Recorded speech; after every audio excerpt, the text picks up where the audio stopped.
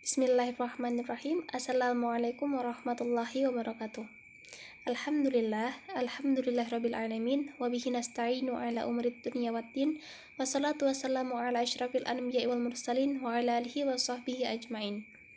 Perkenalkan, nama saya Nia Safitri, Prodi Perbankan Syariah kelas C semester 6.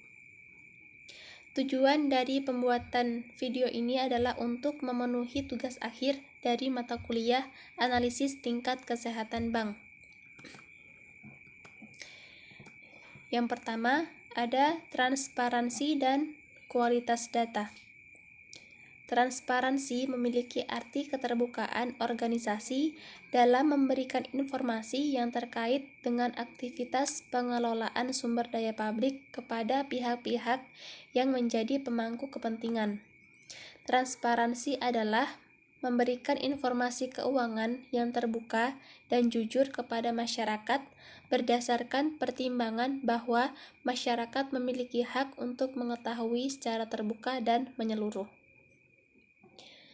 Sedangkan kualitas data menurut Mark Moseley pada tahun 2008 adalah level data yang menyatakan data tersebut akurat, lengkap, update, konsisten, dan sesuai dengan semua kebutuhan peraturan bisnis dan relevan. Selanjutnya, ada penilaian tingkat kesehatan bank umum syariah dan usaha syariah dilakukan secara individual dan konsolidasi dengan tata cara sebagai berikut. Yang pertama, tata cara penilaian tingkat kesehatan bank umum syariah dan unit usaha syariah secara individual. Ada penilaian faktor profil resiko. Penilaian faktor profil resiko merupakan penilaian terhadap resiko inheren dan kualitas penerapan manajemen resiko dalam aktivitas operasional bank. Resiko yang wajib dinilai terdiri atas 10 jenis resiko, yaitu resiko kredit, resiko pasar, resiko likuiditas, resiko operasional, resiko hukum, resiko strategik, resiko kepatuhan, resiko reputasi, resiko imbal hasil, dan resiko investasi. Selanjutnya ada penilaian faktor good corporate governance. Penilaian faktor good corporate governance bagi bank umum syariah merupakan penilaian terhadap kualitas manajemen bank atas pelaksanaan 5 prinsip good corporate governance, yaitu transparansi, akuntabilitas, pertanggungjawaban, profesional, dan kewajaran. Selanjutnya ada penilaian faktor rentabilitas. Penilaian faktor rentabilitas meliputi evaluasi terhadap kinerja rentabilitas, sumber-sumber rentabilitas, kesinambungan rentabilitas, manajemen rentabilitas, dan pelaksanaan fungsi sosial. Penilaian dilakukan dengan mempertimbangkan tingkat tren struktur stabilitas rentabilitas bank umum syariah dan perbandingan kinerja bank umum syariah dengan kinerja peer group, baik melalui analisis aspek kuantitatif maupun kualitatif. Penetapan peringkat faktor rentabilitas dilakukan berdasarkan analisis yang komprehensif dan terstruktur terhadap parameter atau indikator rentabilitas sebagaimana dimaksud dengan memperhatikan signifikansi masing-masing parameter atau indikator serta mempertimbangkan permasalahan lain yang mempengaruhi rentabilitas bank umum syariah. Selanjutnya ada penilaian faktor permodalan. Penilaian faktor permodalan meliputi evaluasi terhadap kecukupan modal dan kecukupan pengelolaan permodalan. Dalam melakukan perhitungan permodalan, Bank Umum Syariah mengacu pada ketentuan yang berlaku mengenai kewajiban penyediaan modal minimum bagi Bank Umum Syariah.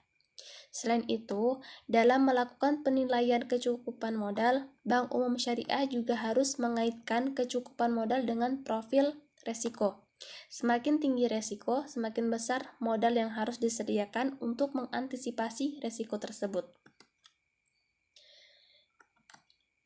Yang terakhir ada penilaian peringkat komposit tingkat kesehatan bank. Peringkat komposit tingkat kesehatan bank ditetapkan berdasarkan analisis secara komprehensif dan terstruktur terhadap peringkat setiap faktor dan dengan memperhatikan prinsip-prinsip umum penilaian tingkat kesehatan bank umum. Dalam melakukan analisis secara komprehensif, bank juga perlu mempertimbangkan kemampuan bank dalam menghadapi perubahan kondisi eksternal yang signifikan. Yang kedua, ada tata cara penilaian tingkat kesehatan bank umum syariah secara konsolidasi. Pertama, Bank Umum Syariah yang melakukan pengendalian terhadap perusahaan anak wajib melakukan penilaian tingkat kesehatan bank secara konsolidasi. Penilaian tingkat kesehatan bank secara konsolidasi mencakup penilaian terhadap faktor-faktor profil resiko, good corporate governance, rentabilitas, dan permodalan. Kedua, penetapan perusahaan anak yang wajib dikonsolidasikan mengacu pada ketentuan yang berlaku mengenai penerapan manajemen risiko secara konsolidasi bagi bank yang melakukan pengendalian terhadap perusahaan anak. Ketiga, penetapan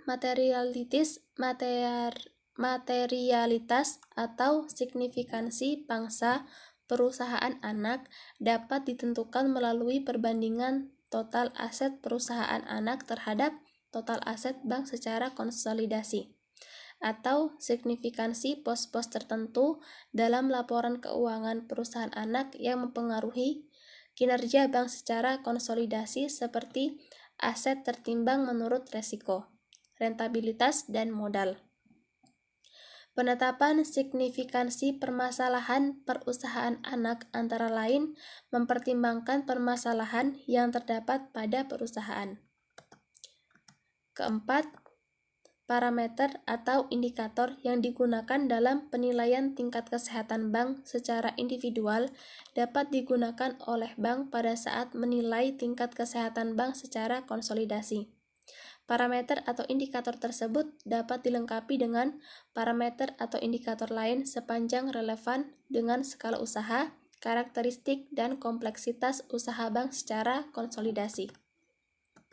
Yang kelima, penilaian tingkat kesehatan secara konsolidasi untuk Bank Umum Syariah yang mengendalikan perusahaan anak berupa perusahaan asuransi dilakukan dengan memperhitungkan faktor-faktor kualitatif dan kuantitatif yang relevan, antara lain pemenuhan kecukupan modal perusahaan asuransi sesuai persyaratan otoritas yang berwenang dan dampak resiko yang dianggap signifikan atau material yang mempengaruhi profil resiko dan kinerja keuangan bank secara konsolidasi.